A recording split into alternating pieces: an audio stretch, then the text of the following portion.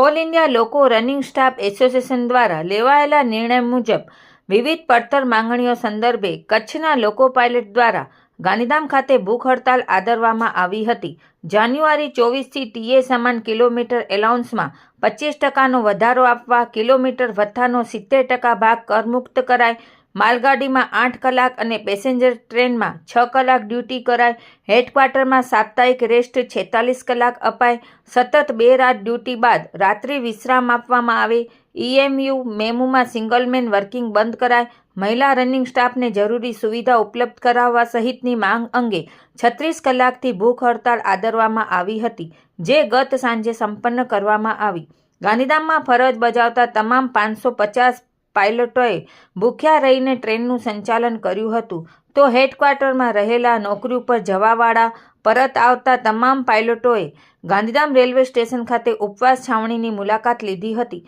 ગાંધીધામ શાખાના અધ્યક્ષ મુનીરામ મીના, સચિવ અજીતસિંહ, નરસિંહ ચપરાના, અધ્યક્ષ રાજકુમાર શર્મા, દિનેશ મોર્યા, સત્યેન્દ્ર કુમાર, સોનુ યાદવ, હરિરામ, હંસરાજ મીના, સંદીપ મોર્ય, કમલેશ મીના, અજય ગોયલ, દીનદયાલ નાગર, ઋષભ વગેરે પાયલટ સહાયક પાયલટ ભૂખ હડતાલમાં જોડાયા હતા. રિપોર્ટ ભારતી માખીજાણી, ગાંધીધામ.